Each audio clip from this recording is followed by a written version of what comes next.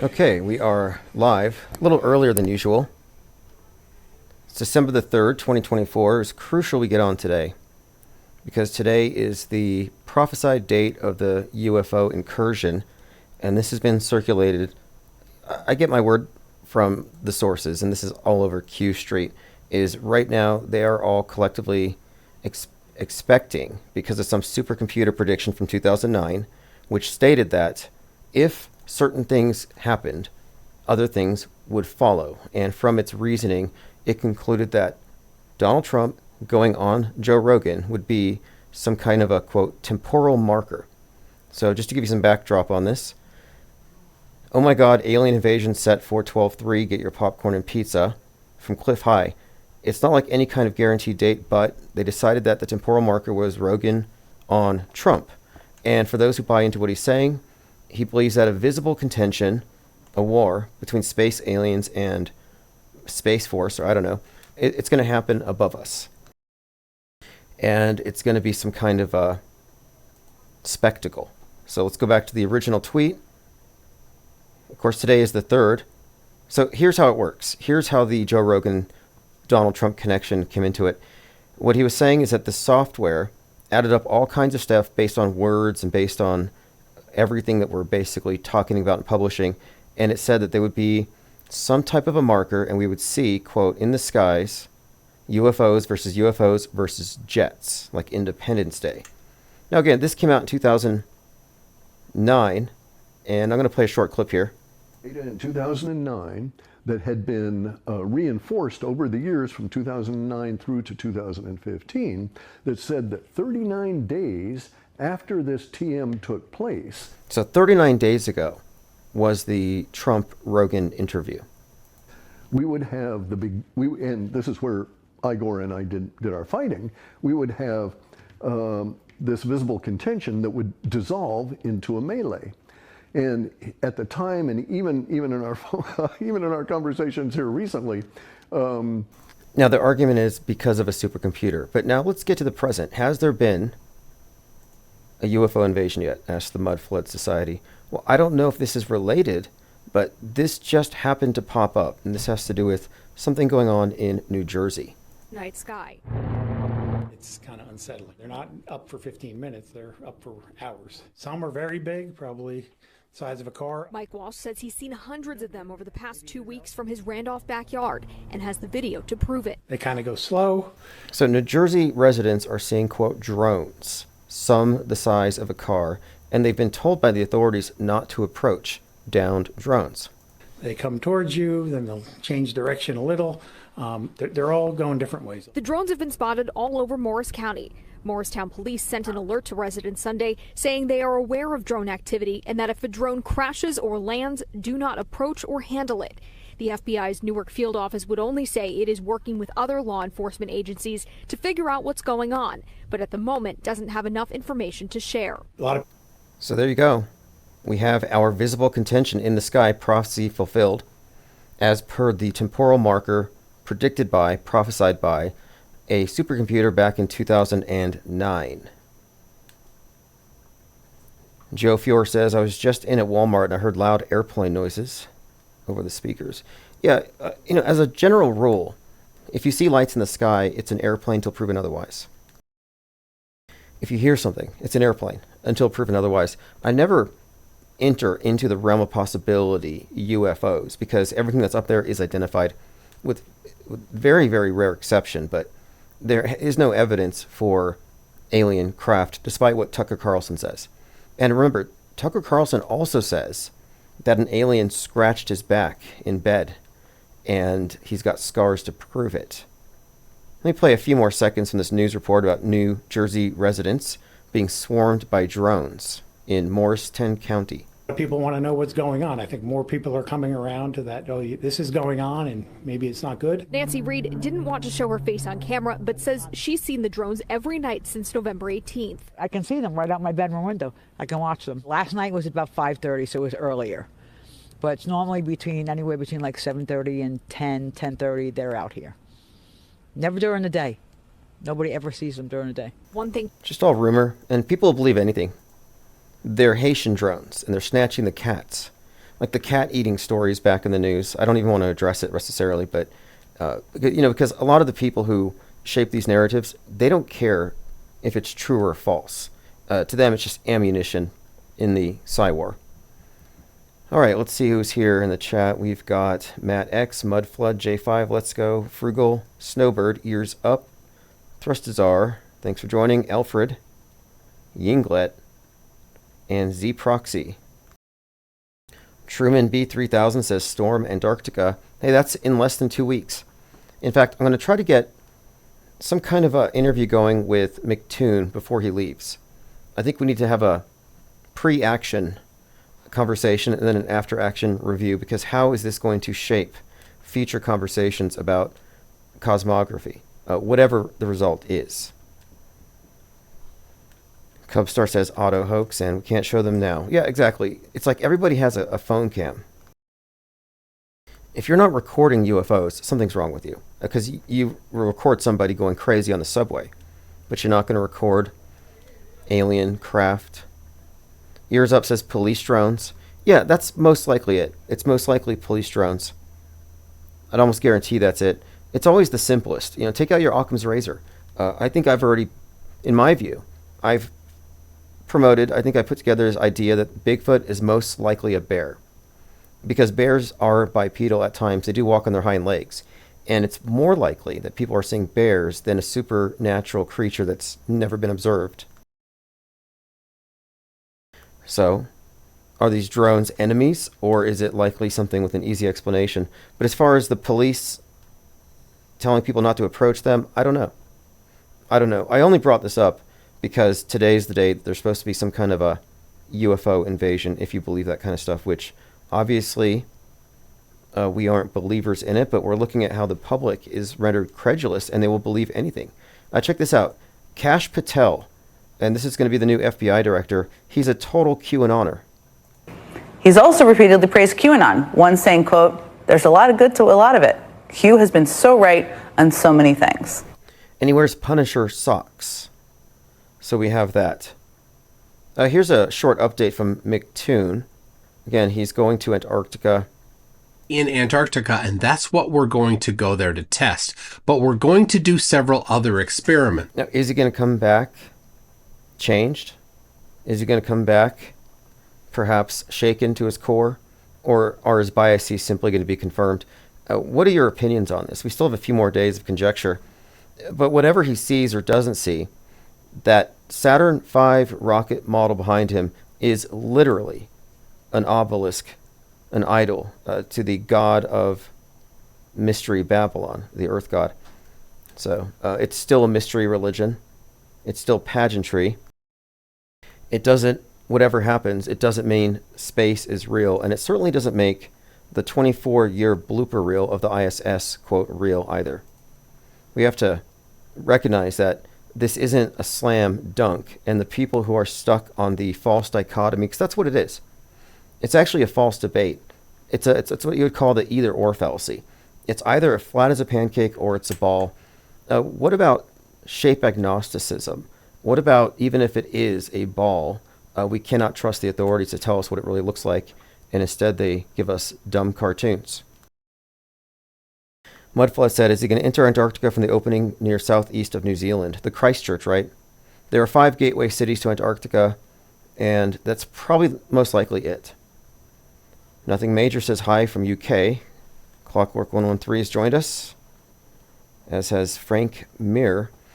Yeah, they're going to be leaving in about a week, and when they come back, the conversation is going to be, there's a 24-hour sun as viewed from the South Pole, from Penguin Country, and this therefore means that the Earth is a ball. So I suspect that Witsit Gets It, who will be there, will most likely lean into a pre-Copernican geostationary Earth. I still think it's premature to posit a model, because those with access to the ends of the Earth are in the practice of replacing reality with contrivances and fictions whenever it's out of our sight and reach. So we don't know, unless you believe the blue marble. But another thing to consider too, is that there is no meaningful distinction between the news on the ground and the news above in everything they show us from space. People just passively assume, they tacitly assume, that all of the footage from space is scientific evidence. No, it's propaganda. America didn't fake the moon landing to trick the Russians and win the space race. The Russians and America colluded in faking space together because all of the governments are in agreement in this matter. Why is that? It's because there's only one government. That's the big secret. There's only one. It's monolithic. It is the new monotheism. Our mass media is, in fact, the world state church. Okay, and heaven, by the way. Heaven is the thing that churches, every religion has this idea of paradise or heaven. And the one they've given us today is one that even the atheists believe in, and it's called space. So space travel, the idea of space travel is synonymous with utopianism. With a better world, if mankind can collectively agree, it's all just a religious endeavor, disguised as something else. Although, based on the symbolism and what I would call the syncretic blend of science fiction and mystery Babylon, it's safe to say it has an esoteric aspect, and space travel may in fact be allegory for higher states of consciousness. That's kind of what the underpinnings would suggest. I'm not saying the astronauts are all privy to this. I mean, they could all just be dupes on some level. I mean, who knows how much in the know these individuals are. That's a separate conversation. Who's in the know, and how much in the know are they? Are they just a part of the political psyops? Are there people who are behind the scenes on fake space and fake terror, fake shootings, etc.? One person who would have been behind the scenes on both would be Stanley Kubrick. And we've been talking about Stanley Kubrick quite a bit, as his movies contain many examples of what we term predictive programming. Joined by the Black Hand Side, X322. Mud Flood Society says, Vibes of Cosmos is infinite plane realm and space is fake. Yeah, Vibes of Cosmos would be more trustworthy to me if you'd come out and talk. These anonymous accounts are really shady. But I think his entire premise is that the moon is not a solid object. He calls it a plasma phenomenon. I don't know if that's satisfactory to anybody here, but the one thing that does resonate with me, and it's not pareidolia. I mean, if you look at what he shows, there is a cluster of craters on the moon that do comport nicely with the known continents. And that's one of these instances where it is what it is. You can say it's not, but it kind of is. But we don't know what it means. So I'm not denying that there's something up. I'm just suggesting that what we're shown from outer space is all fakeable, therefore not trustworthy. You can't just assume it to be evidence. And, you know, case in point, because we're not credulous here, we're skeptics. There was a scientist who was working on the James Webb $10 billion telescope, and you can't get a refund on it. It's 1 million miles away. And he supplied a photograph of a piece of meat, a cut of meat, a salami, a slice of chorizo, and he stuck it against a poster with a bunch of stars on it, like a galaxy. And he took this picture and he said, this is a new star I discovered. It's 42 trillion light years away. And so this piece of meat was believed to be a star by millions of people who shared it because it went viral. And he had to apologize. And I thought, this is a perfect illustration of how the people who claim the intellectual high ground because they believe what they see on the screen are all vulnerable to this particular blind spot, which I generally term visual illiteracy, meaning you can't tell real from fake anymore. But the other side of it is their lack of skepticism when it comes to certain sources.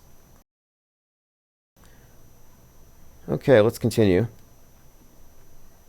The Mud Flood Society says, there is a monolithic secret religion that has the true power, and the nation states have mutable rules in social engineering. Yes, exactly. But they're ultimately united, and they all agree in outer space. You know, even in Iran, where they have a culture of throwing rocks at obelisks, recognizing it as a symbol of Baal, the earth god, they all praise. That's what you're doing. They're praising the burning obelisk when they send the rockets up into space. They have a space program. If you have a space program, then you are therefore a part of the one world religion, and space is its heaven. And it's the perfect heaven because you have all these different religions competing over who has the right paradise, and the atheists don't believe in paradise, but they believe in space. And so space is kind of the heaven, the umbrella heaven, and that all the others fall beneath it. And this is not new. This was the original concept. If you look back, there's some pretty good articles about these early Russian rocket pioneers who were into something called cosmism. So if you look into Russian cosmism and space communism, you can kind of see where it all goes. But the construct of outer space is really built on panpsychism and the idea of man becoming a multi-planetary species. Elon Musk was quoting this Russian rocket scientist named Konstantin when he said this. A lot of what he says is actually stolen or scripted, you could say. I mean, didn't he just step out of a book by Werner von Braun? Okay, let me catch up on your comments. There's quite a lot. You know, we had 1,000 comments the other night, 1,000 plus. Princess Bear Poker says falafel moon. Well, whatever it is, we haven't landed on it. We have not landed on it. King Ravana says Pearl Harbor inspired Happy Meals this weekend. Who directed Pearl Harbor? How many of you think that was an actual, true, real sneak attack? Yeah, okay, there's something up with that. I'll take a look. It's on 12/7. In fact, before it came out, there was a terrible movie. I think it had Ben Affleck in it, and it was, and like, what was it? I'll pull it up on the screen. It was terrible, but I had to watch it. Didn't have a choice at the time, and it happened to be right before 9/11. So the timing of it was perfect. 2001. So here you go. You got Ben Affleck, Matt Damon, Jennifer Garner. So this came out just before 9/11, and it features planes crashing into things, heroes saving the country, and all this stuff. And then again, December 7th. And then 9/11 happens. And it was called that. It was, at the time, they said, this is this generation's Pearl Harbor. So like, that's interesting, because this generation would have known what Pearl Harbor was because they weren't 9/11 with it. So now we were hit with our own Pearl Harbor. Again, Pearl Harbor was a 9/11 event, a catastrophe, a major plot twist. And in this case, we have this sneak attack of our own, of this generation's, and they called it the Pearl Harbor. And I'm like, that's fascinating, because this movie just sort of set the stage for that. No coincidences. It's just priming you.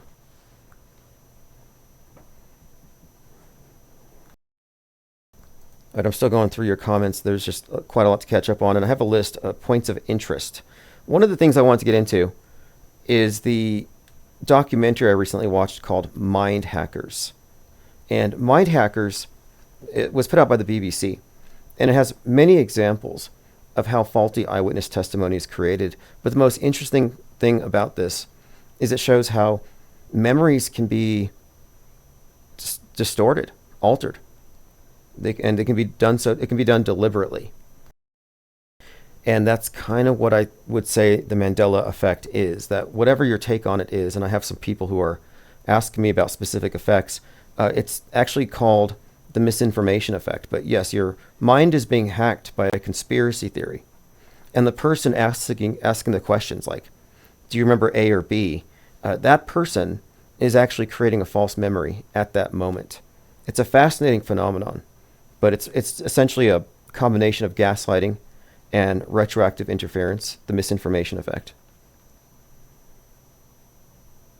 Tomanoid says, Matrix shows ruined cityscape with two prominent towers after Neo's 3/11 birthday and September 11, 2001 passport. Now that's intriguing. Also consider how Megalopolis, which is about a 9/11-like event. In fact, Megalopolis, Francis Ford Coppola, was postponed by more than 20 years because of 9/11, because it's primarily about a Russian satellite hitting New York, necessitating a reset of the world. So it's a 9/11-like event, and therefore it wasn't appropriate to release the movie at that time. It wouldn't have had the impact. Then this recent release of it happens to include a lot of real footage from 9/11, cementing the connection, but the main character his name is Adam Driver, looks like Neo. And I thought, okay, that's Neo. That's got to be an intentional allusion to Neo. So Neo's already intertwined with 9/11 and the passport. And 9/11 passports are famous as well because they survived the inferno. But Adam Driver's resemblance to Neo is significant because it's a movie that's basically about 9/11, but on a global scale. And Adam Driver's character interacts with Lawrence Fishburne's character, driving around at night in the rain, green lighting, very Matrixy. And what's more, in the Matrix, Morpheus was communicating to Neo about the secrets of the Matrix, the realm, the space that they were in. In Megalopolis, he is explaining the intricacies of time and how it's an illusion and all these other things, where he's basically Morpheus all over again. So these are intentional connections. So they're making the Neo 9/11 connection a part of the subtext of Megalopolis. And then it goes even deeper when you look into Adam Driver's role in White Noise, which is one of the most famous examples of predictive programming from Netflix. Even the media had to acknowledge it multiple times. It was so obvious because there were actors who were in the movie White Noise who had to be evacuated from their homes, just like in the movie, because psyops imitate art. But in the various news articles, they were saying it's life imitating art. So in other words, you're an extra in a movie about a train crashing, derailing, and there's a major toxic spill. Then a year later, it happens to you. So the media even acknowledged this. But that was one of the great examples. Adam Driver was the face of it. And even in this more recent movie, Megalopolis, Francis Ford Coppola said it's about the fall of Rome, make Rome great again. It's actually Megalon, which is Magalon. So it's definitely about MAGA. And he said it's about certain events that are going to happen very soon. And it really has a lot to do with this Russian satellite hitting New York. Isabel Ann says, Hunter pardoned on the Hunter new moon. How appropriate. I didn't catch that. But that's certainly relevant to my interests. Hunter being pardoned. I read the statement because this just shows that Marco Polo's entire organization, which was meant to have Hunter somehow prosecuted, was a total flop. And Marco Polo is being sued for quite a bit. They've already paid $300,000+ in legal fees. And I'm interested in this case because Marco Polo, the company that is being sued by Biden for hacking his computer, has a co-defendant that I'm also suing. So this is good news for us. And one more thing too. There's a DOJ criminal investigation of Marco Polo right now. So the person I am suing is being investigated by the DOJ for hacking. So I think I'm going to catch up with them very soon. There have been a couple of delays in making a venue change, but it's not a big deal. It's going to work out. Okay, let's continue here. Going through my list of points of interest. Fake alien invasion didn't happen, but there's drones in New Jersey. Now, this is some great work here. This is something that was put together by Synchromorpheus. So we are now looking at predictive programming with an understanding of what it is. There's nothing mysterious about it. It is, in fact, a very well understood phenomenon, and it's intrinsic to what media truly is, not what people think it is. And based on this understanding, we are consistently able to predict where it's going to be, what movies will contain it.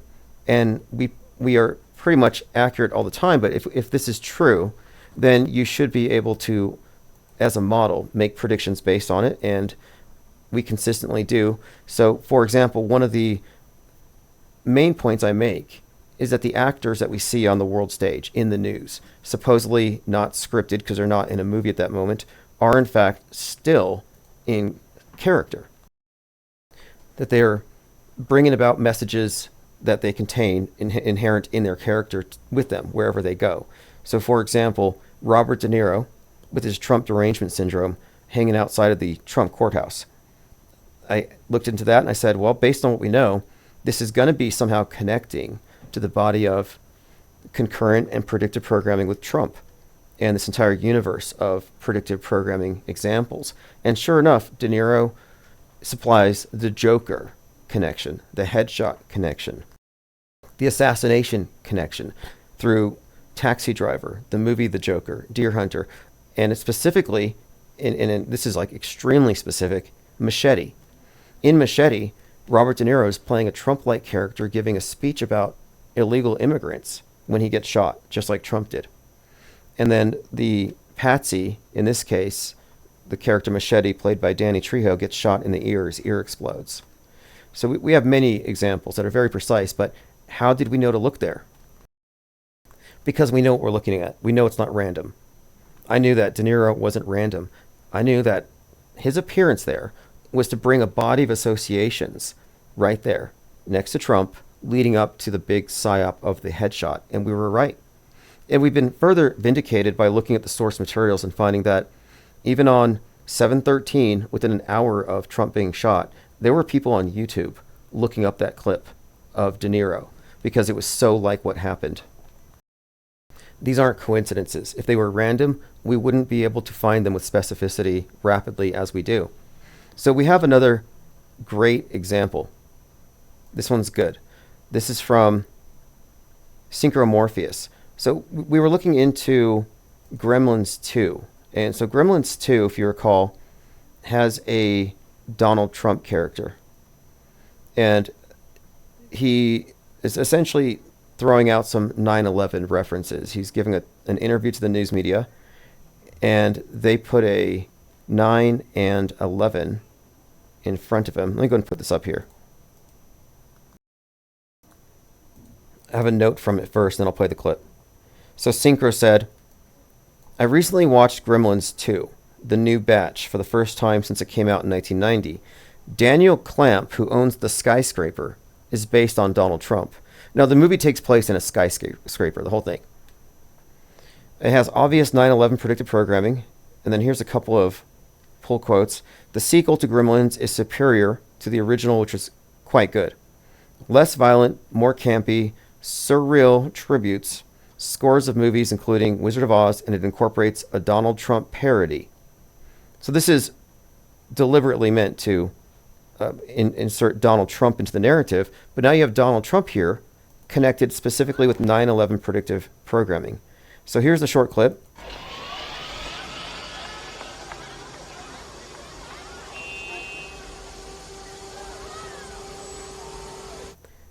You see, right there on the trash can, you see an 11, and there's a 9 on the van. So that's just one. And then the Donald Trump character steps out, and they put a microphone in his face.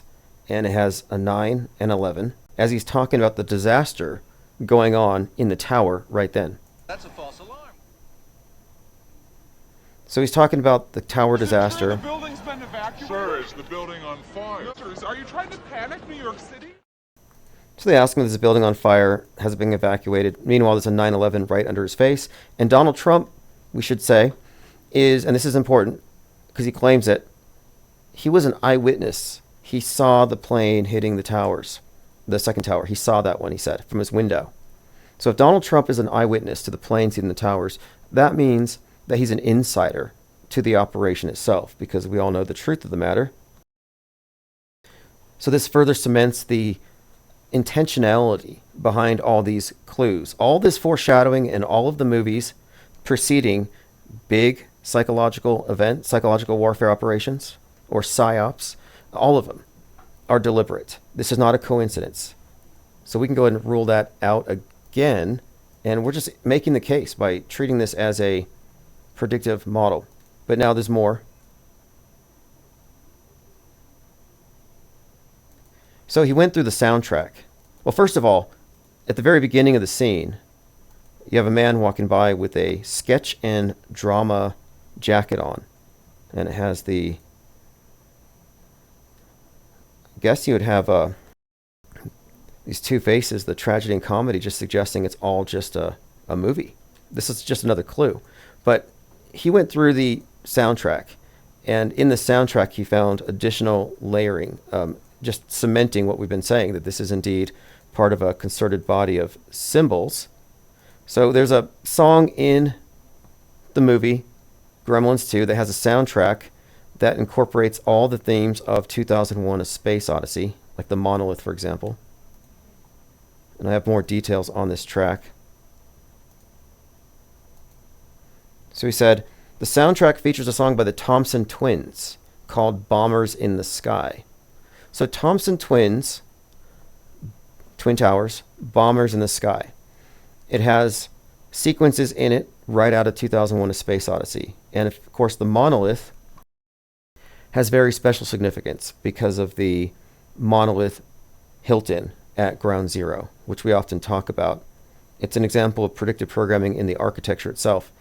So the music video for Bombers in the Sky begins with a shot of the New York City skyline featuring the Twin Towers. So Thompson Twins, Bombers in the Sky, Twin Towers. They have a song called Lies with a 9/11 reference as well. And you have something flying, looks like into a building, or that actually looks like it. Inspired by 2001: A Space Odyssey. Turns out the whole thing is a fever dream from a hospital bed, and it's all an illusion. So just another example of how this stuff is layered and it's intentional. I mean, you can look at, okay, that's just a coincidence one time. But if it's also involved in the soundtrack, and it has multiple references and it gets very specific, there gets to be a point where you kind of rule out coincidence. And I found many similar things as well. So there's a Leave the World Behind soundtrack worth looking at, because some of the songs also seem to contain more of the same. Predictions for some kind of a blackout to come. Okay, let's see. Thirst says, oh yeah, he said he saw jumpers from his window. That's right. That's right. And he was already in Back to the Future. And Back to the Future is a huge collection of predictive programming for 9/11, and it features, of course, Biff Tannen as Trump. So he's been immersed in this from the very beginning. And then he's in that mattress, is it mattresses or pillows, that mattress company where it's just 9/11 stuff all over the place. All right, let's continue going through my minds.com/infinite plane society. Invisidon thinks that Gladiator 2 might be a prediction for the return of JFK Jr., which I'm already sick of. They say Matt Gaetz is now JFK Jr. in a disguise. I mean, they're so delusional on Q Street. But Ridley Scott's movie about a man who was in the process of freeing a republic but was assassinated as he was freeing it, and allows it to fall back into evil hands, Gladiator 1. The second movie, where the presumed son of the first man, living under a pseudonym, comes back, told his real identity, and then finished what his father started. But then, by this time, he had the support of everyone. So I just ran across this, and it's strange, but there are still people who see like some kind of savior in JFK Jr., strangely enough. Do I think he died on 7/16/1999, the day that Eyes Wide Shut came out? No. I think it's all theater. So he could very well be alive, to be honest. That wouldn't shock me. Does anybody else here think that JFK Jr. really died, knowing that JFK's assassination was hoaxed? I would say it's possible he made an error in judgment and had a bad accident, but the timing of it's very significant, because every single time I look at these things, you can't subtract from it the predictive programming connection. So for example, Dr. Strangelove comes out on 11/22/63, JFK dies. Eyes Wide Shut, JFK Jr. dies, same day. And there's a pretty good breakdown of Eyes Wide Shut from chartword.com, who reads into it a subtext where it might actually be about JFK Jr., which would be played by Tom Cruise. Very interesting take. I might go look into that again soon. Joined by Lucid Streams. Thank you for joining. Okay, let's see here. We're going through my notes. Minds.com/infinite plane society. Last year, Trump's FBI director was selling magic pills that would cleanse your body of the C-19 vax. Yeah, this is Kash Patel, who wears Punisher socks and promotes QAnon. He says mRNA detox. He was selling these pills. You were immune to the propaganda, but are you immune to the shedders? Spike protein recovery system from Warrior Essentials. And I know someone who actually believed in this stuff. Don't want to name names, but in 2020, 2021-ish, Tim Osman did call in, and he did say that his girlfriend caught it from shedders. So if you don't know what shedding is, it's basically the idea that the people who get the pokey are now contagious, and they'll spread this other thing to you, spike proteins. And they believe that you could get sick from spike proteins. It's like an inversion of the mainstream. Like the mainstream has their version of the pandemic, and the alt media has their version. It's the same thing. Hero Paranormal, our likes open. Epic show so far. Yeah, you can like the video. You can vocally express it. You could hit the thumbs. You can share it. But I don't know if we're going to be promoted on YouTube or not. Sometimes I think it's better if we don't make too much noise. I'm playing it very safe. What happened to the satellite in Megalopolis? Soviet satellite crashes to Earth, destroying much of New Rome. Caesar begins building Megalopolis in the ruins, financing it with his family fortune. That's the significance of it. In fact, if you haven't seen the scene, it's very reminiscent of 9/11. And it's important to note here that the movie itself contains footage they filmed on 9/11 while they were there making this movie, which was then delayed by more than 2 decades. So here's a clip. Russian satellite.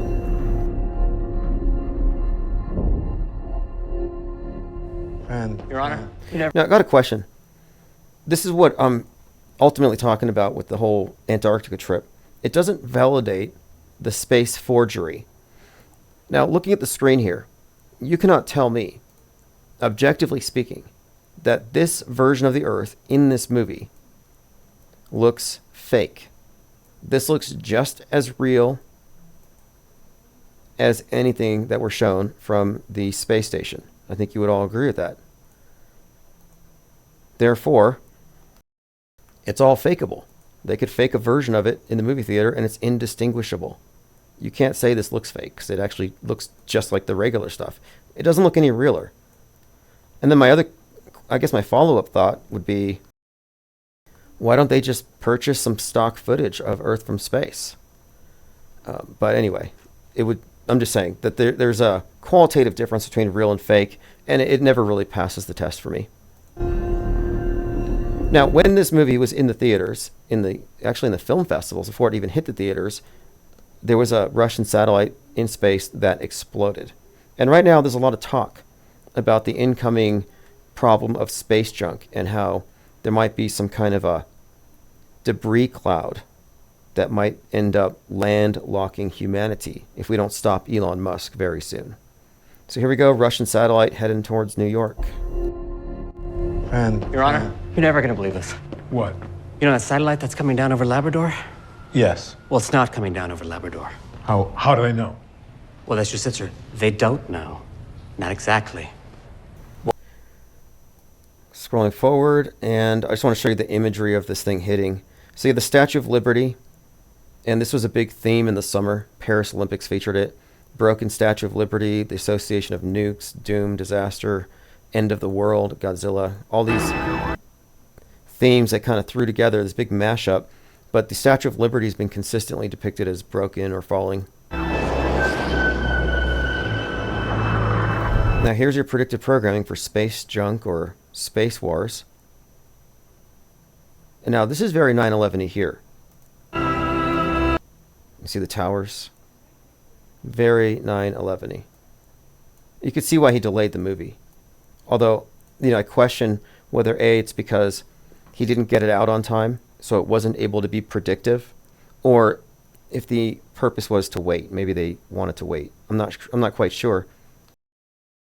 Fascinatingly, in this newer version with Adam Driver, it does connect Neo, which probably wouldn't have been it wouldn't have been possible to have inserted Neo into the movie subtext if they had released it pre 9/11.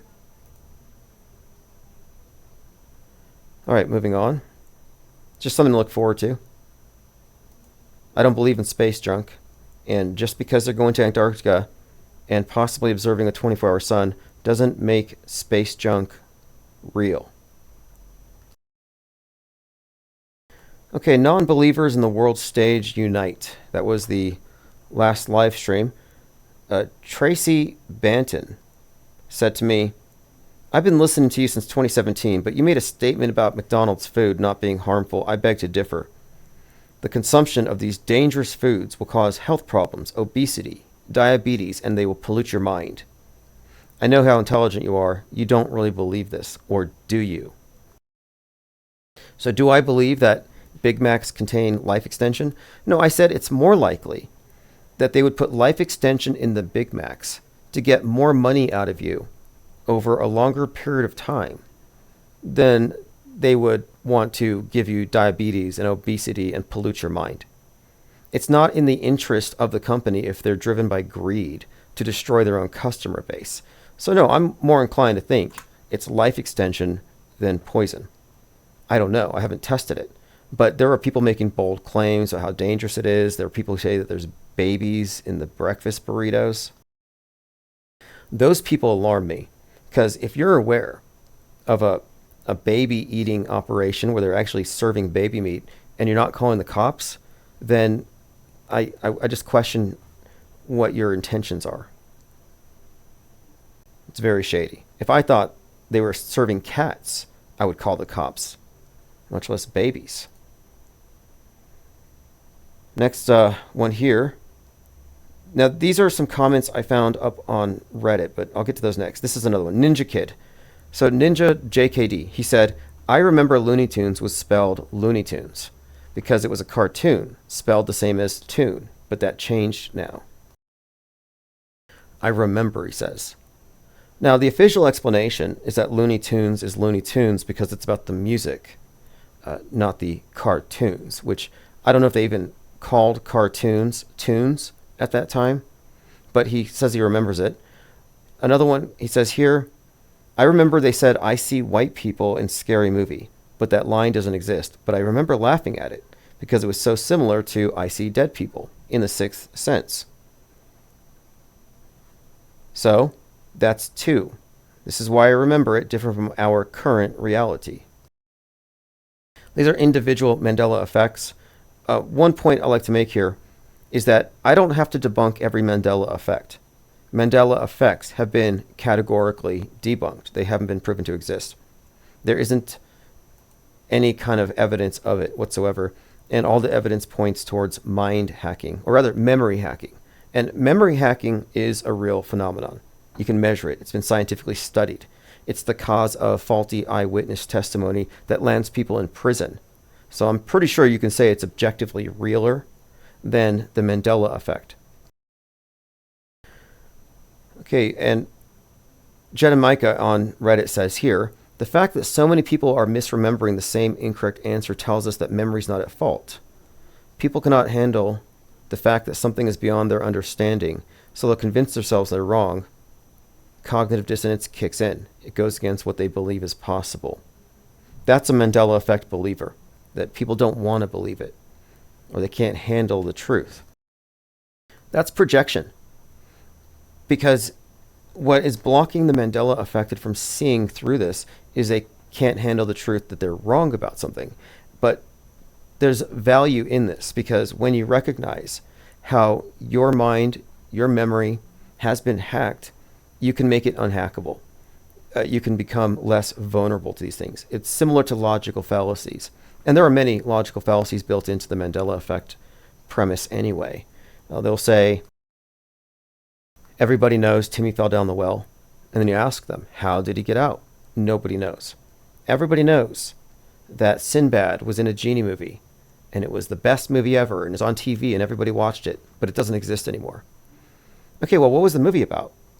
In detail. Because if it was so good, you could just reproduce it and then make millions of dollars and not get sued, because nobody owns the intellectual property of a movie that doesn't exist. Yet no one has come forth to claim it. And I'm still waiting to find people whose family fortune, came from a check from Ed McMahon. Hector Prost says, I feel sorry for those who think memory is 100% accurate. We know memory sucks. There's been enough tests that show that the stronger you think the memory is, the weaker it can be, and memories change. Memories change whenever they are remembered. People think their memories are wrong because reality says they are. Your memories are easier to change than reality.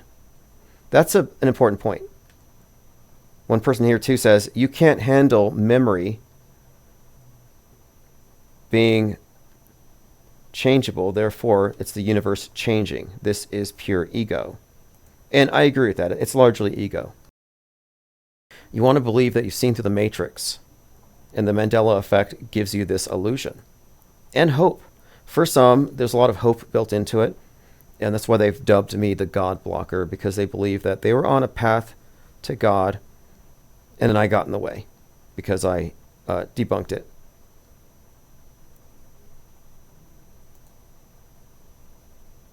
UFO invasion on Twitter, says Kevin Mooring. Yeah, post a link if you would.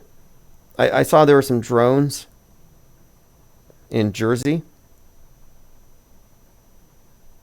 but I haven't seen the UFO invasion yet. It's supposed to happen today. We got a few other things to talk about. We have Antarctica coming up in a couple of weeks. That should be fun. I'm scrolling through my Twitter feed. I'm not seeing the UFO attacks yet. I guess Nick Fuentes is at the end of his career, leaking sex tapes. Don't even care to look into it. How desperate. I knew a lot of these alt-right figures would disappear after the election. They're desperate to be relevant anymore. Hopefully Laura Loomer doesn't drop one.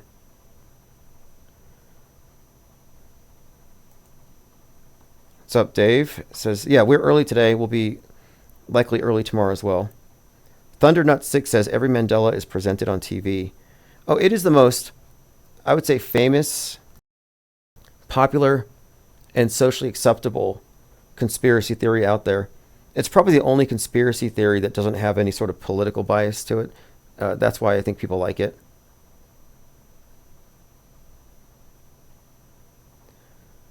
This is something I mentioned the other day. I'm going to play a short clip of it. It just bears repeating. So the guy who says he got scratched by a demon and says that aliens are really demons is now saying that they are brought in by NASA through something called summoning, and that they are spiritual beings. So summoning the UFOs. Tucker Carlson. Now, what I believe is true is that these recoveries have been the result of the summoning of these craft. And that's the word that was relayed to me, the summoning of these craft. So, like seances. This is getting into Jack Parsons territory. And, Candace Owen did talk about this. She's a recently converted Catholic, and she was calling NASA pagan. But what she didn't bring up, maybe she didn't know, is that on the moon, Neil Armstrong, the first thing he did is they performed a Catholic mass. They actually took the communion and drank the wine on the moon. And that information was suppressed for a little while. So you couldn't really call them Satanists. You could maybe infer from their Catholic rites some older tradition, but it's certainly the case that they were practicing Catholic rites on the moon, not devil worship. But again, here's Tucker talking about summoning the craft. If you're summoning, what does that even mean? You're talking about a phenomenon that exists in the spiritual realm. I mean, that's more like a seance than a science expedition, right? Right. Doesn't make it any less real, by the way, but it changes the category. Changes the category. And I've been talking about this for some time because I've been describing this political horseshoe model where the right will see aliens as demons, increasingly so, and the left will increasingly see them as evolved humans. Leftist, progressive, utopianism, salvation comes from science. The right, traditional values, religion, good versus evil, going back to an older paradigm. And this is the big clash. They engineered it this way. This is all by design. So does Tucker really believe what he says he really believes? No, not at all. This is all narrative designed to maintain a structure. This is interesting. One shot dead at a local tavern. I just happened to be walking into a grocery store, and I walked by this tavern, and someone comes out screaming for an EMT, and then he ran into the restaurant. So I followed up on it, and it turned out that I walked by there just as someone got shot in the chest. I never go into these places here for, well, obvious reasons if you look at it, but hopefully they shut it down. But the city has such a bad reputation. This is right across the street from where I work. It seems like a very unlucky corner. And soon there's going to be a new gas station across the street, so I think things will be a little more exciting. The murder rate here is rather high. If you haven't seen it, it's a really good documentary about the city. You might want to watch it if you ever come down here. Watch it first. It's called Breaking Bad. All right. Open phones, 505-510-4226. It's been a few days, so we're just catching up. Nothing too serious. Hunter Biden was pardoned. We only care because it affects our case versus Q/Goldfinch. Let's look into this Kash Patel a little bit here, because this is someone who is going to be the FBI director, and he's always been big on Q. He's vowed to take on the deep state, which doesn't exist, by the way. There is no deep state. There is only the state. And here's a tweet from his on December 1st, having a beer with Q right now. And I'm wondering, well, who could this be? Who is Kash Patel having a beer with? You know, many think it might be General Flynn, but I think I know. And I'm putting pressure a little bit here. I'm trying to prod Alex Jones into just releasing the information. He owes us. Think about it. Alex Jones knows who Q is, and so does Joe Rogan. He's talked about this multiple times, and he hasn't told anybody. If anybody has an obligation to speak, it's Jones. His entire listenership should know that he has been more or less informed about what Q is, and had he let this information out sooner, maybe it would have prevented the QAnon shaman from running into the Capitol. I mean, he bears some responsibility for agitation. Joined by Your Name says, what did I miss so far? Right now, New Jersey's being invaded by drones, which is a contentious event prophesied by a supercomputer in 2009. The temporal marker that indicated we would be seeing this event was Joe Rogan inviting Donald Trump onto his podcast. If that sounds crazy, it's because I got it from Q Street. Well, we'll see if Jones ever talks. He said he doesn't, quote, betray confidences. Let me play a clip here again if you're just catching up. If you're in New Jersey, you're being invaded by drones. Hey, Ernie and Candace, the FAA has placed a temporary restriction on drone flights over Picatinny Arsenal and over Trump National Golf Course in Bedminster. When these drones were first spotted 2 weeks ago, the Morris County prosecutor's office... Okay, well, it couldn't be the alien invasion because these have been there for 2 weeks. So we'll say no. No invasion. FBI is investigating it. Currently, small car-sized drones that people are spotting flying over New Jersey in the middle of the night. Look at this. One woman there took the video you're seeing.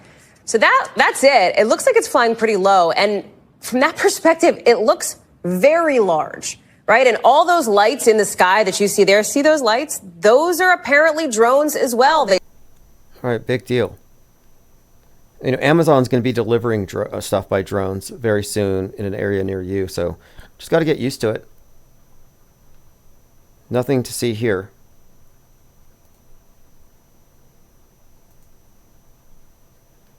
All right, moving on. What's your take on South Korean and martial law? Yeah, I saw that. South Korea, martial law. I'm waiting to see. You know, I'm not hopeful, but it would fit the narrative if Putin would go ahead and send something. The Satan 2, or maybe the Poseidon. Someone sent this to me. Apparently, Billie Eilish has got a big ring on it with the number 33. What could that mean? Is there any celebrity who's not part of Club 33? Devil hand signs, covering one eye. It's always the same with them. What is that? It's one of the earliest rabbit holes that I think I ever peeked into. Now, this is something to look forward to. Again, I'm just going to play a short clip. This is a recent update from McToon. December 14th through the 18th. McToon and Witsit Gets It will be in Antarctica. 17 days to Flurfs on Ice. It's November 26th. Let me check, hold on. 27, November 27. And we will be on the ice. Now, this is McToon. He and I debated, and I told him I didn't believe in space stations. And he said, you can just get your app and go outside and look at it. And I said to him, have you ever seen it? And he said, He's just like, He drew a blank. Thought he was buffering. It's like he didn't know what to say. I don't think he's a bad person, and he wasn't willing to lie. So he didn't even fabricate like most glurfs would. He just said, no, I haven't seen it. That, to me, is what I call shifting the burden of proof. Like, I haven't seen it, but the evidence is there. Go look for it. Like, yeah, Bigfoot exists. Go look. How can you say if you haven't looked? Well, because it's an extraordinary claim. So the burden of proof isn't mine. It's pretty simple. Got a post here from Messianic Charlatan. Diddy's bodyguard reveals Diddy's disturbing bird sacrifice. It was a bird sacrifice ritual before the 1999 shooting verdict. Let's go ahead and play this, because there has been a lot of talk about Diddy. And I recently watched the movie off per writing aid this Blink twice with Channing Tatum. Interesting, too, because that movie's about mind control. And then he was just in Fly Me to the Moon, which is ultimately about mind control. So let's listen to Gene Deal revealing the bird sacrifice by Diddy. So now, before we get to the courts, me and Puff stops in the, Central Park, and we walk towards the boathouse. And I'm wondering where we going, bro. You know what I'm saying? We're in the park. I'm wondering where we going. And as we going towards the boathouse, I look in the distance, and it's this man in all black. Okay. Man in all black. Let me scroll forward. White collar. I couldn't be sure, couldn't be positive, but it looked like he had the white collar. Goes on, and I want to get to the part where he talks about the bird. Okay, here we go. It had smoke in it, and he started doing it around Puff. And then he went back and forth. And then he went up and down with it, sideways with it, then back around him. And then he put it down. And then he put his hand on Puff's head, and I guess he started, saying something. Some kind of spell to influence the verdict, I suppose. Probably not that uncommon. It's not really a mainstream practice, but it's not uncommon. But it is kind of interesting connecting this to everything else. And here it is. I think he says it was a dove. That was a dove. That was a bird. Puff just got up. Puff just looked at the dude and just... Well, he does have a tattoo on his back that would suggest he's into something like that. Interesting information. Okay, let me catch up on your comments. Someone here said they'd seen the 24-hour sun. Danny O. Slash. You've seen it in Yellowknife, Canada. Well, they're going to Antarctica to see it, and this should advance the conversation one way or the other.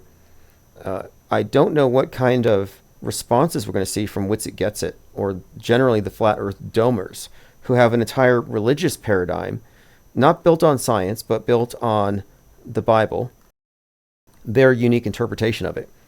And it's not really compatible And I'm interested to see where this goes.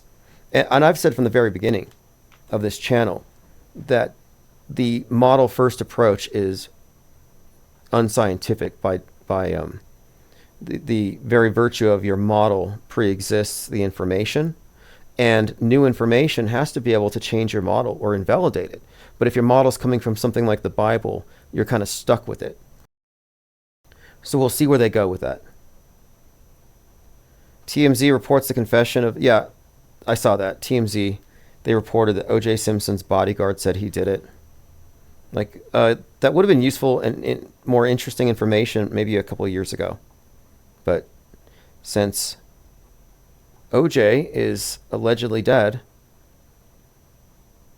now Megyn Kelly is still with us. Many believe that Megyn Kelly is Nicole Simpson. Does anybody here believe that? The thing is, anything's fakeable now. But the existence of deep fakery isn't really something that you can debate. It's just a part of life you have to accept. We live in a deep faked world. Planet Netflix in the Disney universe. Your Name says, I don't think they're going to do much in Antarctica. They'll probably just take selfies. Well, you know, this was a $30,000 trip, and most people refused it, and that really stunned me. I mean, someone's offering you a trip to go and observe something in Antarctica, hang out with the penguins, and you're going to say no because why? And one of the dumbest excuses I heard, and I'm not going to name names, but this person said they were worried that if they went, they would be tricked. Now, I think he was worried about app sales, but I'm pretty sure he just doesn't want to be. I think that's what it is. He doesn't want to be. He doesn't want to lose his revenue stream from his model-based app. But he claimed that they would trick him by using a sun simulator. And I don't know what a sun simulator is, but apparently he claims they could dangle it from a helicopter and go around him for 24 hours. Which makes zero sense to me either. Oliver says, Cunify does a good analysis on the final experiment. Well, it's not an experiment, it's an observation. But does this observation invalidate the flat earth domed model? Well, the flat earth domed model has never been validated in the first place, unless you consider a selective fringe interpretation of the Bible to be validation, but no one's ever touched the dome. And I would ask them, what's the curvature of the dome? Or is the dome flat? And if it's flat, does it ever touch the ground? If it is a dome, like an upside down bowl, then does it touch the ground? And what's on the other side? Does it continue to go down? Are we inside of a glass ball? So many questions. But none of them were curious about going to the edge. Eddie Bravo was offered a ticket. Alex Jones offered it to him. I believe Tim Pool told Alex Stein he would send him to Antarctica. So Alex Stein chickened out. Eddie Bravo turned it down. And they both said, if you go, the Navy will kill you. They actually claim to believe, which it's impossible, but they claim to believe that there's a perimeter of naval forces ready to stop you. Danny says, I saw it back in the 80s. I doubt it was a simulator. It's grasping at straws is what that is. It's also pandering to the ignorant. And there are some things that I think should be called out. There are deliberate appeals to ignorance where the people professing to believe certain things can't possibly believe these things. They might say they believe it, but you know, when someone says, I believe, you can just dismiss it. How about come back when you know something? Because I can't prove that you really believe this, and your belief doesn't give it any more legitimacy. It's the facts that matter. People say, I'm just asking questions. Well, just asking questions isn't the same thing as skepticism. The just asking questions crowd doesn't follow up with trying to answer their own questions, but rather they're just spreading confusion. And they're not always good faith questions. There are such things as bad faith questions. Questions that are asked in ignorance selective ignorance of the available answers. Kevin Mooring says Timcast has been gatekeeping lately. When has he not been? Anybody in the world stage paradigm, specifically on the fringes of the political horseshoe, are by their very nature gatekeepers. Although Tim Pool, he had no problem bringing Donnie Darkind on, who is just some anon with a Trump avatar preaching the gospel and claiming that Trump was the Antichrist. You remember that guy? Disproportionately popular based on the ChatGPT garbage he was churning out, and yet he was heavily promoted. And I thought, who believes any of this stuff? This is just noise. They want to really make sure that the noise drowns out any signal. So that any conversation about the incoming Trump head wound that we were having on Twitter was drowned out by Donnie Darkind. Well, Donnie Darkind was on Tim Pool. Didn't dox himself for some reason. Thankfully, he got doxed. Turns out he's a big MAGA, major Trump guy. Big influencer. He's made a living as a MAGA for years. And he was also playing the opposition. So I wonder how many other huge Twitter accounts that are effectively anonymous are people we know, are just playing, who don't even believe what they're posting. Like, I would suggest that any QAnon account, like Doc Holliday, any QAnon account with more than 100,000 followers that doesn't show their face, that doesn't have a real person behind it, is an operation. Nick says, I'm glad Whitsitt is going. It's pretty logical. In his early streams, he talked about how Trump and Musk were actors on the world stage. I know you don't agree with him on the faith stuff. Yeah, I disagree with Whitsitt on a few things. He's a big Jew hater. That, hate who you want. But if your conspiracy theory is that they run the world, you're just not informed. I don't even know if he's an auto hoaxer. And he believes in chemtrails. And his arguments are because of my government docs. So you say he's logical. I agree with you. He's logical in these debates. But outside of that debate, he doesn't apply his own logic. And he's very well versed in logical fallacies, but he doesn't see the logical fallacy implicit in what are they spraying? What are they spraying is a loaded question fallacy.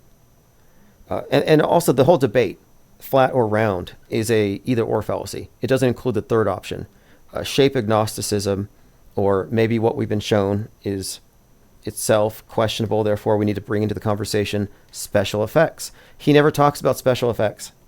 We know they use special effects. I'm talking about simulations, mass casualty drills, CGI actors, all the propaganda that constitute the augmentations, the way that the media lies to us. That's never talked about in their debates. They don't talk about media fakery. That's not just a blind spot. It's something they're deliberately ignoring. I would almost go so far as to say he's a gatekeeper. If they're not talking about the special effects, they're gatekeeping. They're keeping it confined in the science versus pseudoscience false debate that presumes there is no third and more rational alternative, which to me is agnosticism.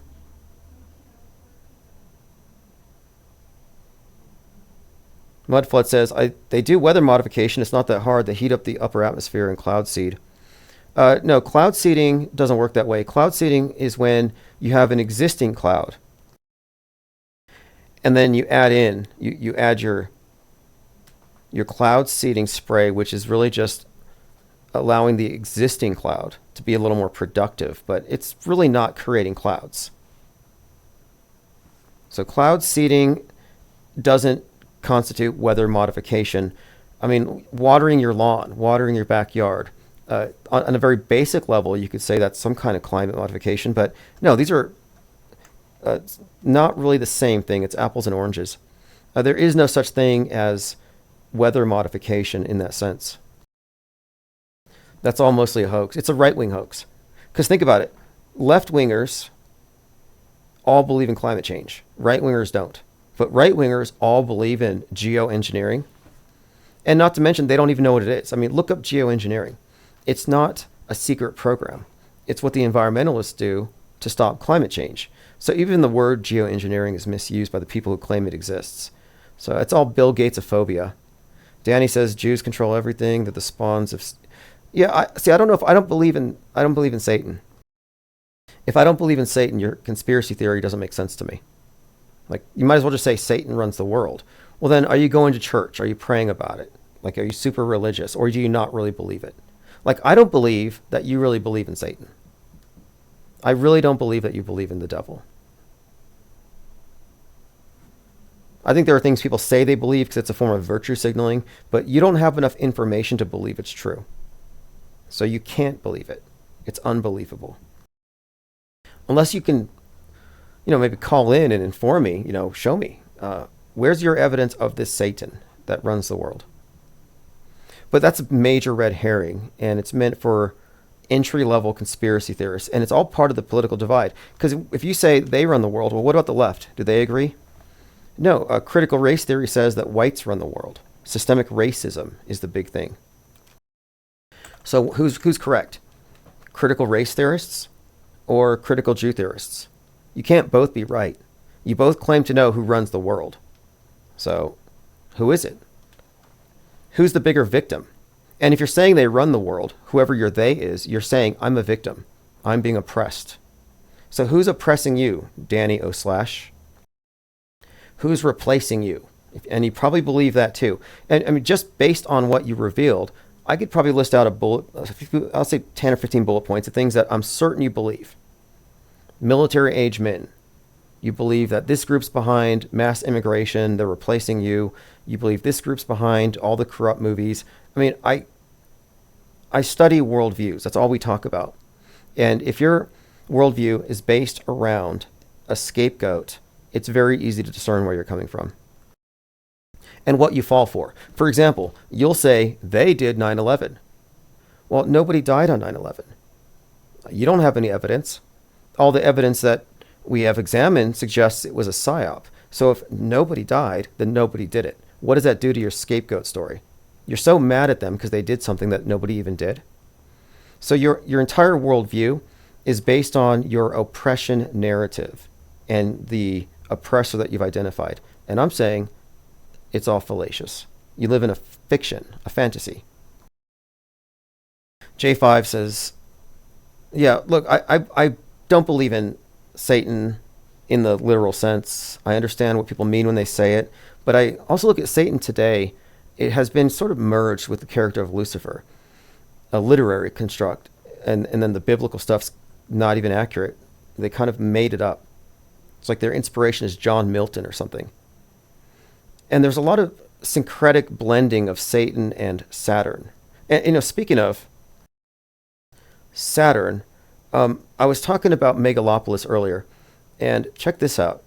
At the end of Megalopolis, and the character played by Adam Driver is a predictive programming stand-in for Donald Trump. They're having their Saturnalia festival, which is Christmas. That's when the baby was born in the movie. At the Saturnalia party, Elvis is there, and he's performing America the Beautiful, Donald Trump's inauguration song from 2017. So putting it all together, in Megalopolis, Elvis, or an Elvis impersonator, is wrapped in an American flag, singing Trump's inauguration song. Well, here is an Elvis impersonator hanging out with Trump at Mar-a-Lago on Sunday.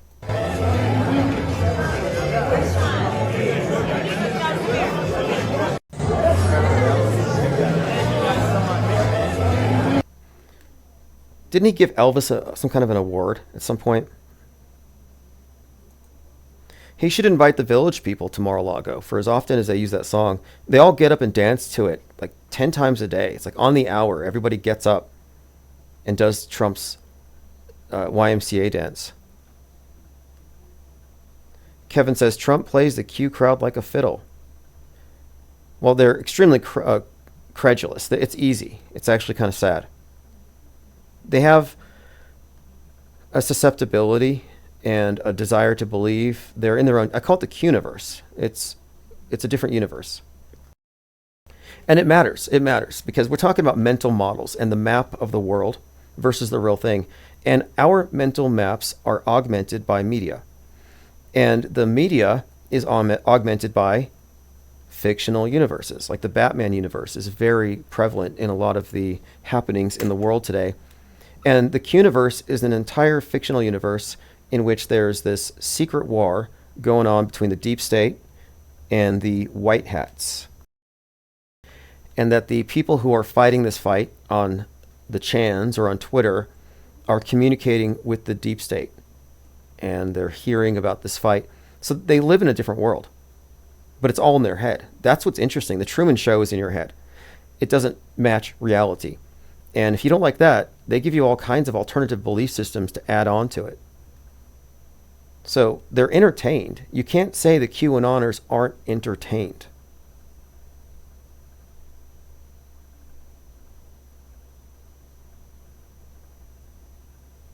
Kevin Mooring says, famous photo mashup of Trump and Elvis. He keeps the psyop going. Yeah, he also shared the image of himself mashed with Rocky. But you got to double check all the Trump postings because his Truther account has these postings, these screeds he delivers every night, and people are making fake ones up and posting them. And nobody cares. It's really like choose your own apocalypse. Believe what you want to believe. Subjectivity is encouraged. To be honest, the media skeptics are the only objectivists in the world today. Objectivity isn't possible if you treat media as literally like a window to the world, like it's like literally true. You're a fundamentalist. If it's on the screen, it happened. No, you cannot take that for granted. It might be true 90% of the time because good liars don't lie with every breath, but they strategically lie when they can get away with it through your blind spots. And that's generally what we're talking about when we say psyops and hoaxes. We're talking about the instances where they are steering our history through fake news. They're acting out pre-scripted events for our benefit. So we're talking about memory hackers. We'll get back into that.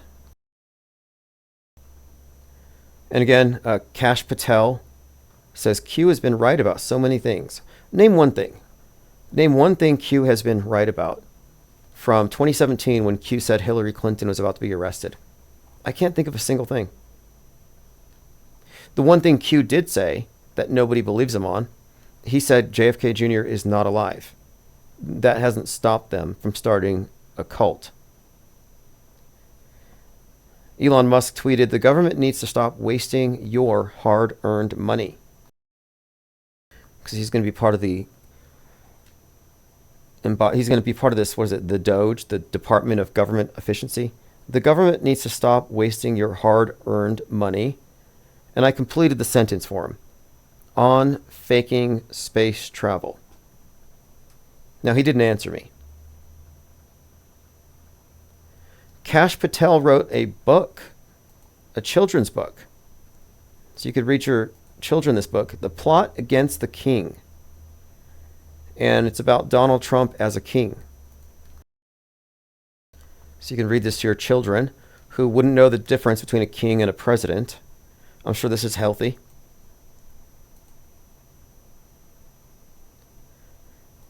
One Assassination Under God, Marilyn Manson's new album. If you watch the video, he's depicted as the Umbrella Man. The Umbrella Man is one of the characters from the JFK assassination.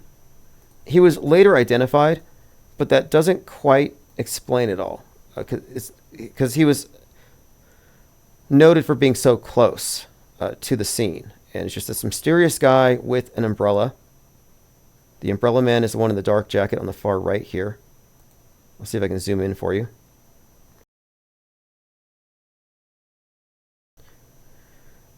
But it's safe to say that this fake event was a closed movie set. And there were likely multiple takes. And JFK was likely, in the shot that you saw, a Muppet. And Jackie was likely deploying the squib when she had her hand next to his head. And then his head explodes. Some said, oh no, he was shot by her. She was a real assassin. No, if anything, she was activating the squib, and that's why she got in the back of the car to get the canister. That's one likely explanation. But anyway, Lee Harvey Oswald did not shoot JFK. Stanley Kubrick did this. Stanley Kubrick shot JFK. He directed the whole scene. And one of the big clues, again, Dr. Strangelove came out 11/22/63. So here you have Marilyn Manson as the Umbrella Man. And he's significant in this picture for a few reasons. He's been a part of this body of predictive programming and PSYOP content from really probably the Littleton shooting, which they blamed on him. But then it goes deeper because he did, in fact, play the role of JFK being assassinated in a previous video. And this video's release was delayed because JFK Jr. just happened to die at that time. And the video referenced the son of JFK indirectly because it's about JFK being the second coming. And since he's dead, the world had all their hopes in the third Jesus. And so there's this kind of a strange connection here, but it goes back. It's fascinating to me that Marilyn Manson's video from 1999 has the exact belief system of the QAnoners in 2020. David says JFK was a hoax. Well, the JFK shooting was a hoax, yes. And I think Marilyn Monroe's death was probably fake as well. We have to look at all of these. And one more thing.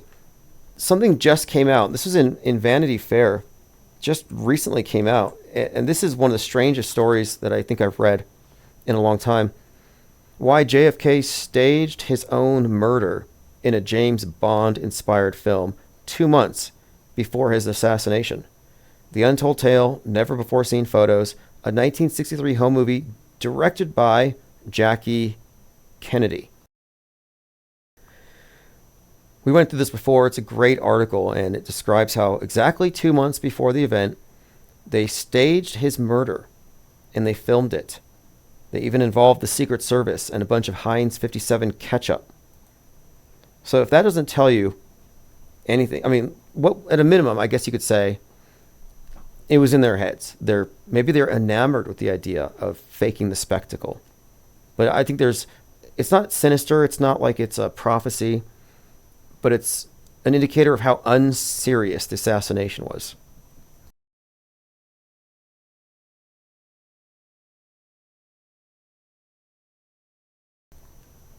Kevin says, have you seen people laying on the ground during the JFK shooting? No, but I remember listening to some of the people describing it, like some of the eyewitnesses. If you go back, first of all, you have predictive programming. You've got Suddenly. You've got the Manchurian Candidate. You have the news commentators on that day talking about all the failures of Secret Service in the past and how previous assassinations had occurred. So we already have all of that. If you go to the eyewitness accounts, a lot of it is just obviously scripted and made up. One of them's talking about seeing the dog in the car with Jackie. Like, it's obviously script readers.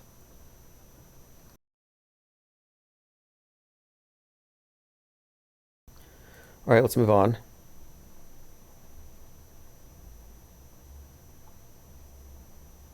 There's quite a lot going on the world stage right now. I'm just holding off. We have only a few more minutes today, but we'll continue tomorrow. And I want to schedule another live Discord chat so we can talk about planning the next Auto Hoax Con. Predictive programming. This is posted by Dog Days. Predictive programming for a race war, courtesy of Netflix. So if you want to know what's going to be on the news tomorrow, watch the Netflix today. It's called The Madness. And I have another example of this. Netflix released Rebel Ridge. I watched Rebel Ridge, and it opens up with a scene where this character is, and this goes deep, but just a brief synopsis, racist cops brutalizing a black man, stealing his money. Now, right after Rebel Ridge comes out, Tyreek Hill from the Miami Dolphins, in a very public way, and it's viral, gets roughly pulled out of his car by the cops and tossed in the street. And people compared it to Rebel Ridge because it came out just 2 days before. And there are so many levels to this where you can prove, I can demonstrate how these things are connected, even to the names of the actors. So these are psyops, these are publicity stunts. So this is something that's probably likely. This came out 2 weeks ago. It's called The Madness. I think I'm getting framed for murder. Now let me see if I can get a breakdown of it. Where do you run when you have a bullseye on your back? You cannot escape the madness. A conspiracy thriller coming to Netflix on November 28th. Okay, I'm going to have to watch this. I'm going to have to re-up my Netflix, and I will watch it, and I'll see what's in it. This is not going to be this is what I mean when I say we have a predictive model. If this movie contains scenes that happen in the future or are happening right now, then it's safe to say it's not a coincidence, and we are in fact looking at the deliberate alignment between entertainment and future psyops. That's the connection. Entertainment, psyops. They use the entertainment to prime you for the psyops. Psyops follow art. That's their formula. That's what they try to hide with erroneous explanations for the coincidences we see. These are not coincidences, but it doesn't mean they come from a higher source. They're not coincidences. They are evidences of the deliberate entrainment of the entertainment and the future news, and the psyops in particular, with specificity. I mean, you can really find the directors, I think, who are responsible for the various psyops. They always follow what we have been prepared for. Okay, we'll have to continue this tomorrow. We have just a few more moments here. The next Discord chat, we're going to probably do it, if not tonight, tomorrow for sure. No alien invasion today. But I want to do a Discord chat tomorrow and discuss the possibility of AutoHoaxCon for December the 14th. And this will be the 3rd. And AutoHoaxCon is going to be, it's a conference. We're doing a series of conferences where we get the most, I think, prolific content creators in this field together, and we all just kind of do panels and talk about whatever we think is important to understand when we're examining fake news media from a skeptic's perspective. And the next one is going to be on the 14th. And I'll put out a flyer and also an invitation for anybody who wants to be a contributor. The last ones have been very productive, eye-opening, in fact. The predictive programming phenomenon, these seemingly eerie coincidences actually have a very mundane explanation. It's advertising. It's subliminal. It's propaganda. But there's nothing mystical about it. But the ones who are mystified by it fail to take into account here the intent behind these things. And that's what we're actually examining here. In this case here, with the madness, it has some sort of a race war connotation. Or megalopolis has a connotation for a major psyop necessitating a one world government. And that's what the end of megalopolis is about. And you can't separate our political theater of the day from these movies. I mean, it really is Make Rome Great Again. It's definitely about MAGA. But yeah, we'll catch up tomorrow with the Discord chats. And so if you're subscribed to the newsletter, you'll get those notifications in your inbox. So make sure you're subscribed. I'll put a link below. It's just to make it easy. It's ips.monster. And if you scroll down to Discord, that's where we have our voice chats. And that's a separate podcast. I call it the IPS Deep Think Tanks. And that's where we're able to talk as a group. And again, this next one, the focus will be the next AutoHoaxCon. So tomorrow we'll catch up, and likely we'll do it tomorrow right after the live stream, so we can get the most number of people to show up. I think last time we had upwards of 20 people in the chat. Make sure I haven't missed anything else. Tim Poole said, no more income tax, tariffs only. Do it. I asked him, what about weekly $100,000 checks from Russia? He didn't respond. But if he believes in tariffs, what is his opinion on people making $100K a month from Russia under the table? Shout out to Infinite Plane Radio for Machine Inferno. Another subscriber. Comment there. This is an interesting article, really quick. Battles, social commentary, and 80,000 characters, how Marvel forged the 21st century's most worshipped gods. We also live in the Marvel universe, and they are, for all intents and purposes, the gods. Now, a lot of people not only get predictive programming wrong, but they don't get the extent of the fakery correct. So, for example, Hidden America is a good account. Hidden America. He covers esoterica. And he's talking about the Trump event. And somebody said to him, if they faked it, it doesn't account for the 2 people who were shot. So they can't let go of the idea that people die at these events. And here is this guy's response. And I'm saying his content is good, but he's wrong right here. It's not, quote, fake, it's scripted. It means people do die. Some get shot. Some aren't even in on the con. And the next person, the world is a stage, says, lots of people die in false flags. Think 9/11, but they're still scripted. That's incorrect for a lot of reasons. But these are misconceptions that I think we're largely spearheading a pushback against.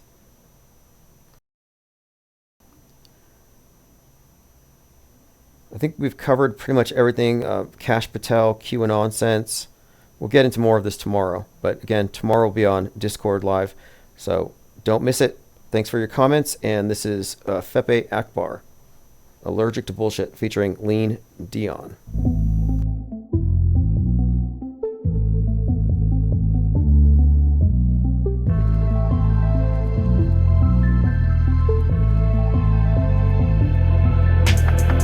With your deception, keep it real, that's a profession. Like the whole world is pretending. Found the truth around the penguin. Get a gang on with a blessing. All the other gang are stressing. RPSC on a nesting. Only real one's gonna get this. Fake ones only accept this. They can miss some message. Timbuktu got bodies, yeah. Find them in our records. Auto host a message. Squad are represented. Killing you with knowledge, yeah. The uppers getting dirty. Oh, you're so affected. Cause we're so effective. Let go of your worries, yeah, the whole thing is a sinner. We got it and we get it. Offering refreshment. Level up your conscience, yeah, it's honestly the essence. This wave is uncontainable. Facts are undebatable. You lanes are unrelatable. Give a fuck about saving you. We could keep on playing you. You just keep complaining too. Game is unescapable unless you're with the gang or no. Messing with the penguin. Messing with the penguin, messing with the penguin, messing with the penguin, messing with the penguin,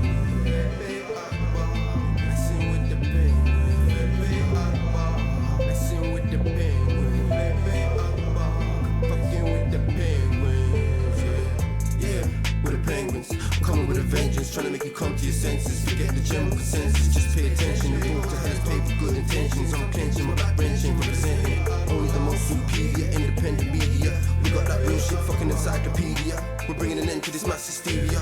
They wanna know why it's so serious, cause you must be delirious. If you're still believing stuff, get a grip and show some evidence for your bold claims. We don't play no games, we stay relentless, exposing those events. Quick, the IPS are making an entrance. Busting doors down, cause now's the time for interventions that I mentioned. We're affecting so many men across the spectrum. We stand out from the crowd, we don't blend in. Steady gaining tremendous momentum. There's nothing close resembling. Check the emblem, it's a penguin, not a gremlin. Just letting you know you're on an infinite plane, it's never bending. We strike like 10 pin, killing all fears and breaking the tension. Gotta know the hopes army, digging deep in the trenches. Come and join in, be adventurous. Quit being so sensitive, forget the censorship. We ain't telling fibs. Messing with the penguin. We're messing with the penguin.